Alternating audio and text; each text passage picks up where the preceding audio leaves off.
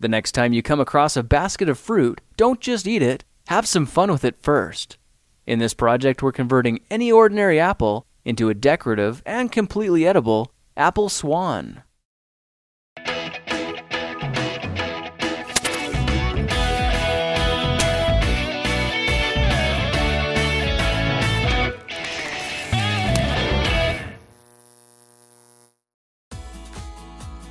Go find your basket of fruit and pick out an apple you think looks good. Now, using a sharp cutting knife, carefully cut the apple at a slight diagonal so that it slices right through the center of the apple core.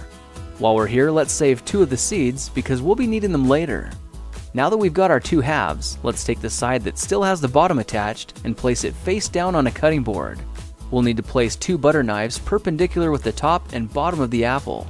Now we can carefully cut down along one side of the apple core until the knife bottoms out on our makeshift spacers, then use the spacers as a guide to gently cut in from the side. When the 2 cuts meet, you'll have an apple wedge that pops right out. And while we're here, let's cut a piece from the other side the same way.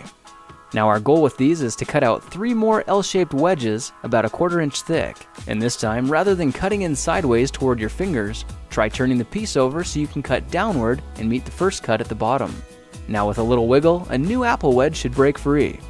If you repeat the process 2 more times, then stagger the pieces back together, the effect is a beautifully layered wing.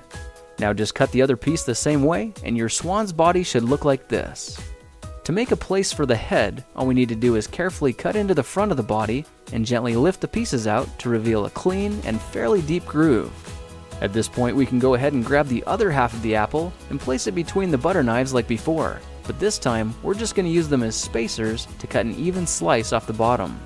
You can see that repeating this process 3 or 4 times gives us a nice variety of shapes and sizes.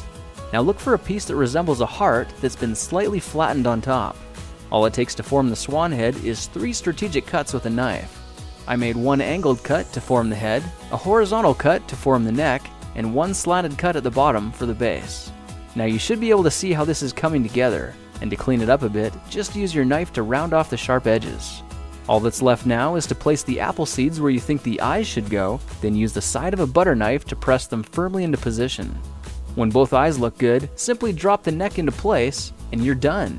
You've just created a beautiful and decorative apple swan. I spritzed mine with a bit of lemon juice to help prevent it from turning brown, then put it on display to show off for our dinner guests later that night. If you try using different apples, you'll get a nice contrast of colors, and every bird will look a little bit different. Well, now you know how to take any ordinary apple and turn it into a decorative and edible apple swan. If you like this project, perhaps you'll like some of my others. Check them out at thekingofrandom.com.